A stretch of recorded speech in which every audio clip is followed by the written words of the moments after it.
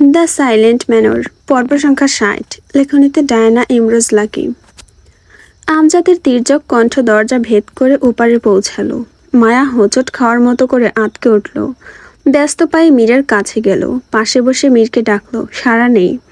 মুখে স্পর্শ করলে হয়তো জেগে যাবে, কিন্তু মীরের শরীরে মায়া স্পর্শ করতে ইতস্তত বোধ করলো। হাতটি গালের কাছে নিল, কাঁপছে। মীরকে জাগাতে হলে তার শরীরে স্পর্শ করা দরকার। দ্বিধাবোধের ক্লান্ত হাতটি মীরের গালে স্পর্শ করিয়ে দিল। মলিন কণ্ঠে ডেকে উঠল মীরকে, কোনো সাড়া নেই। মীরের ঘোর এত তাড়াতাড়ি কাটবে না, মায়া নিশ্চিত হলো। অন্যদিকে আমজাদ তাকে ডেকে হয়রান। মায়ার কিছু হলো বলে সে একটু আধটু ইতিমধ্যে ভাবা শুরু করেছে। মায়া মীরকে ছেড়ে ঘরের মূল দরজার কাছে এগিয়ে এলো। কি করবে ভাবছে। মস্তিষ্ক ভয়াবহ চাপ প্রয়োগ করলো। তেমন কোনো উপায় পেল না। সেকেন্ড কয়েক একদম চুপ থেকে মুখের অভিব্যক্তিতে ঘুম ঘুম ভাব আনলো, যেন সবেই ঘুম ভেঙেছে তার। বুদ্ধি করে ঘরের আলো নিভিয়ে দিল। এরপর দরজা অর্ধেক খুলল। দরজা থেকে হাত সরালো না। আমজাদ বললেন, এতক্ষণ কেন লাগলো দরজা খুলতে? ঘুমিয়ে পড়েছিলাম। শরীর খারাপ লাগছে? কি হয়েছে? কখন থেকে খারাপ লাগছে? কাউকে ডাকবি তো? আমজাদ ব্যস্ত হয়ে উঠলেন। মায়া তাকে উত্তেজিত হতে বারণ করল। বাবা, সামান্য শরীর ক্লান্ত ছিল, তাই ঘুমিয়ে পড়েছিলাম। তুমি চিন্তা করো না। তুমি এখন এখানে? আমজাদ থেমে থেমে বললেন, তোর কথা খুব মনে পড়ছিল। সেই ছোট্ট মায়া আজ কত বড় হয়ে গিয়েছে। 2 দিন পর সে পরের বাড়ি চলে যাবে, ঘর সংসার সামলাবে। ভাবতেই অবাক লাগছে। আমজাদের চোখে জল। তার অসহায় মুখখানি দেখে মায়ার চোখেও জলে ভরে উঠল। তবু দরজা থেকে সরে দাঁড়ালো না। আমজাদ নিজের চোখের জল আড়াল করে বলল, ঘরের ভিতরে চল, বসে কথা বলি। মায়া হঠাৎ উচ্চ স্বরে বলে উঠল, না। নিমেষেই গলা নামিয়ে ফেলল। আমতা আমতা করে বলল, আসলে বাবা, এখন আমি আবার ঘুমাবো। খুব ঘুম পাচ্ছে। এরপর থেকেই তো ব্যস্ত থাকতে হবে। কিসের ব্যস্ততা? তোর কাজ শুধু বউ সাজা। বাকি কাজ করার জন্য লোকের অভাব নেই। তুই শুধু আরামায়েশ করবি। মায়ার ইচ্ছে করছে না আমজাদের সাথে কথা বলার। কি বলবে? কোনো শব্দ সে তৈরি করতে পারছে না। প্রতিটি মানুষের সাথে কথা বলার আলাদা অনুভূতি দরকার। তেমনি নিজের বাবার সাথে কথা বলারও অনুভূতি দরকার। আপাতত মায়া সেই অনুভূতি সৃষ্টি করতে পারছে না ভয়ে। আমজাদ জোর করে ঘরে ঢুকে পড়লে সর্বনাশ। মায়ের চোখে ভয় আমজাদ লক্ষ্য করলেন এবং বললেন কিঞ্চিৎ বিস্ময়কর হয়ে, তুই কোনো কারণে ভয় পেয়ে আছিস? না তো। তাহলে তোর চোখ মুখ এরকম দেখাচ্ছে কেন? ঘুম থেকে উঠলে চোখ মুখ এমনই দেখায়। তুমি যাও, পরে কথা বলবো। আমজাদ অবাক হলেন মায়ার আচরণে। মুখের উপর কখনো মায়া এইভাবে কথা মাঝপথে থামিয়ে যেতে বলে না। আজ মায়াকে বড্ড উদ্বিগ্ন দেখালো। আমজাদ চোখ ছোট ছোট করে মায়ার ঘরের দিকে উকি দিয়ে দেখার চেষ্টা করল। মায়া হাতের সাহায্যে দরজা আরেকটু নিজের দিকে চাপালো। আমজাদ বললেন, তুই ঘরের আলো নিভিয়ে দিয়েছিস কেন? ভয় পাস না? না, আগে ভয় পেতাম, এখন আর পাই না, বলেই মায়া ঢোক গিলল। একবার মেঝেতে, একবার চোখ তুলে আমজাদের দিকে তাকালো। আমজাদ আর কথা বাড়ল না। হঠাৎ বিয়ে হওয়ায় বোধহয় মেয়ের মাথায় খানিক সমস্যা হয়েছে ভেবে আমজাদ চলে যান। যেতে যেতে ভাবেন, মায়ার ঘরে এখন শালুককে পাঠাবেন। নিশ্চয়ই মায়ের কিছু হয়েছে বলে ওনার ধারণা। অন্যদিকে মায়া দরজা লাগিয়ে হাঁফ ছেড়ে বাঁচল যেন। ধপ করে খাটের উপর বসল।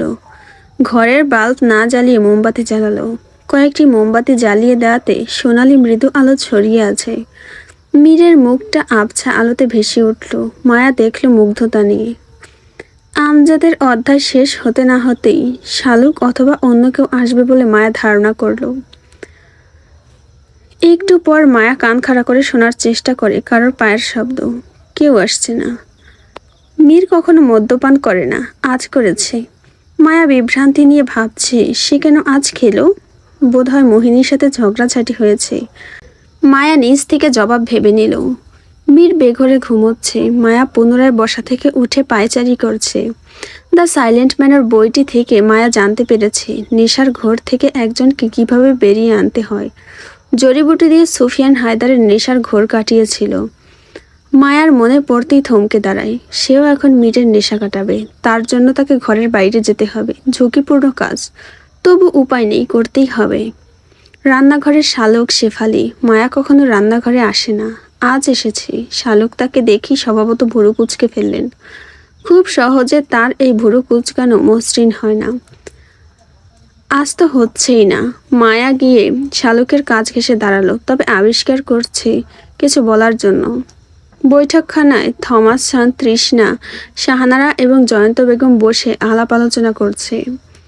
আমজাদ তাদের আড্ডার মাঝ থেকে একবার রান্নাঘরে চোখ ফেলল।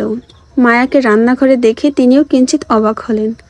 তখন অদ্ভুত আচরণ করছে, আর এখন রান্নাঘরে। বলেছিল ঘুমাবে, আর এখন এখানে। মায়া বরাবরই দুষ্টু, আজও হয়তো তেমন কিছুই করছে যা তাকে কিছুটা হলেও স্তব্ধ করছে। আমজাদ দৃষ্টি নামিয়ে এড়িয়ে গেল। মায়াকে উসখুস করতে দেখে শালক বললেন, তুই হঠাৎ এখানে, কিছু চাই? শালকের কঠিন গলার প্রশ্ন শুনে মায়া প্রথমে ভয়ে চুপসে গেল, এরপর বলল, আমার তেঁতুলের শরবত লাগবে। শালকের ঠোঁট গোল হয়ে গেল মায়ার কথা শুনে। সে শেফালির সাথে চোখাচোখি করলেন। হাতে থাকা দুধের পাতিলটা চুলোয় রেখে বললেন, এই সময় তেঁতুলের শরবত দিয়ে কি করবি তুই? মায়া থমথমে মুখে জবাব দিল, লাগবে। সব কিছুর জন্য প্রশ্ন করতে হয় না, কিছু প্রশ্নের জবাব হয় না, ফটফট উত্তর দিল মায়া। শালক নির্বিকারভাবে তাকিয়ে রইলেন কিছুক্ষণ। হঠাৎ মায়ার আচরণ বদলে যাওয়ার পেছনে সঠিক কারণ ব্যাখ্যা করতে পারলেন না। বললেন, তেঁতুলের শরবত, তাও রাতে? কি হয়েছে? শরীর খারাপ, বমি আসছে, মাথা ঘোরাচ্ছে? তুমিও তো বাবার মতো একসাথে অনেকগুলো প্রশ্ন করে ফেললে। যা বলছি জলদি দাও। শালক কিছুটা ক্রোধের স্বরে বলে উঠলেন। হঠাৎ তোর বেয়াদবি বেড়ে গিয়েছে দেখছি। আর 2 দিন পর বিয়ে, আর এখনও তোর আদব কায়দা ঠিক হয়নি। শালকের কণ্ঠ হাওয়ায় ভেসে গেল বৈঠকখানায়। আমজাদ শুনলেন শালকের ধমক। বৈঠকখানা থেকে তিনি শালকের উদ্দেশ্যে বললেন, তুমি মেয়ের সাথে চেঁচাচ্ছ কেন? যা বলছে শুনলেই তো হয়। শালকের জবাব আসে, আপনার প্রশ্রয় পেয়েই আমি আজ মেয়েটার মুখে মুখে তর্ক শিখেছি। যেমন বাবা তেমনি মেয়ে। বাবার মেয়ে, বাবার মতোই তো হবে, বলল মায়া। তার কথা শুনে শেফালি হাসি। শালক মায়ার দিকে তাকালো না। হাতের কাজ করতে করতে বললেন, তোদের বংশের সমস্যা, তেরা তেরা কথা বলা তোদের রক্তে মিশে গিয়েছে। আমি এতটুকু বলতে মায়া তার মুখের কথা কেড়ে নিয়ে বলল, তুমি বলে এই সংসার করছো, অন্য কেউ হলে করতো না, তাই তো? বলেই মায়া চাপা কণ্ঠে হাসে। শালক জল জল চোখে তাকালো একবার মায়ের দিকে, ঘুরে শেফালিকে উদ্দেশ্য করে বলল, ওকে তেঁতুলের শরবত বানিয়ে দে, নয়তো আমার আরও কথা শুনতে হবে ওর। আমি শোনার জন্য প্রস্তুত মা, তুমি বলো, ভালোই লাগছে, খারাপ লাগছে না। মায়া আর শালকের কথোপকথন শুনে বৈঠকখানায় বসা আমজাদ হাসলেন নিঃশব্দে। বললেন, যেমন মা তেমন মেয়ে। ঘড়ির কাঁটা এখন ঠিক 11টার কাছাকাছি। মায়া মিথ্যে বলে তখন তেঁতুলের শরবত এনেছে। শালক সন্দেহের চোখে মায়ার দিকে দেখেছিল বটে, কিন্তু অতিথিদের সামলানোর চক্করে পড়ে মায়ের ঘরে আর আসেনি। কিন্তু তাকে অনুসরণ করে বুলবুল। বুলবুল তার ঘরের সামনে ঘাপটি মেরে দাঁড়িয়ে আছে। মায়া মীরের পাশে বসায়। কিছু প্রহর ধরে মীরের সৌন্দর্য দেখল। মীর জেগে উঠলে নিশ্চয়ই এখান থেকে চলে যাবে। মায়া কখনো চায় সে জেগে উঠুক, আবার চায় সে ঘুমাক, তার ঘুমন্ত মুখটা মায়া দেখুক। তেঁতুলের শরবত চামচের সাহায্যে মীরের মুখে দিল। পরপর কয়েকবার শরবত দিল তার মুখে। সময় গুনছে, ঘড়ির কাঁটা গোল হয়ে থেমে থেমে ঘুরছে। মীরের নেশার ঘোর বোধ হয় এক্ষুনি কেটে যাবে। মায়া অধীর আগ্রহে বসে আছে মীরের পাশেই। মায়া হামি তুলল, ঘুম পাচ্ছে, কিন্তু এখন ঘুমানোর ঝুঁকি তার জন্য। সে খুব কষ্টে জেগে রইল। মীরের নেশা কাটা সবে শুরু হয়েছে। হাত পা নাড়াচ্ছে, মাথা একাত ওকাত করে আরেক পাশ কাত করল। মায়া এই সুযোগে মীরকে খুব কাছ থেকে ডাকলো। মীর টিপ টিপ চোখের পাতা মেলল। মীর পুরোপুরি চোখ মেলে তাকালো। আবছা অন্ধকারে ঘর ছেয়ে আছে। প্রথমে সবকিছু অচেনা মনে হলো, এরপর এদিক ওদিক তাকাতেই চোখে মায়াকে দেখলো। তাকে দেখে শান্ত চোখে জিজ্ঞেস করলো, তুমি আমার ঘরে কি করছো? তোমার চরিত্রের ঠিক নেই দেখছি। এত রাতে একটা ছেলের ঘরে এসেছো, তোমার মতলব কে জানে? মায়া মীরের মুখে এরকম কথা শুনে হেসে উঠল। তার হাসি বাঁধন হারা। মীর আবার জিজ্ঞেস করলো, হাসছো কেন? আগে বলো, এই রাতে আমার ঘরে কি করছো? শুনুন মশাই, আমি আপনার ঘরে নই, আপনি আমার ঘরে। মীর এবার পুনরায় ঘরের চারিপাশ দেখল। সত্যি এটা তার ঘর নয়। এবার মনে পড়ল ঠিক ঘন্টা কয়েক আগের ঘটনা। সে মদ্যপান করে মায়ার ঘরে ঢুকেছিল, তার সাথে রং ঢং করে কথা বলছিল, এরপর আর কিছু মনে নেই। মীর বলল, কেউ এসেছিল? না। আমার নেশার ঘোর কাটলো কিভাবে? তেঁতুলের শরবত দিয়ে। কিভাবে জানলে? দ্য সাইলেন্ট ম্যানের বই থেকে। একদিন লেখক সুফিয়ান হায়দার এরকম নেশাকরি ফারদিনার বাড়িতে ছিল। এরপর ফারদিনা তেঁতুলের শরবত দিয়ে তার নেশা কাটিয়েছিল। আজ তাহলে তুমি কিছু সময়ের জন্য ফারদিনা হয়ে উঠেছিলে? যাক, ভালোই হয়েছে, নয়তো তোমার সাথে এত সুন্দর সময় কাটাতে পারতাম না। এখন আপনি চলে যান। মায়া যেন মীরকে তাড়িয়ে দিচ্ছে। মীর বলল, দুদিন পরে তো এমনিতেই বিদেশ চলে যাবে, আর তাড়িয়ে দিতে হবে না। তখন কিন্তু মনে পড়বে আমাকে। ছাই পড়বে। আপনাকে আর আমার মনে পড়বে না। যত দ্রুত আলিমনগর ছাড়বেন ততই আমার জন্য মঙ্গল। মেয়েদের বুক ফাটে তবু মুখ ফাটে না, মনে পড়লেও বলবে না। তবু আমি ধরে নিলাম তোমার আমাকে অনেক মনে পড়বে।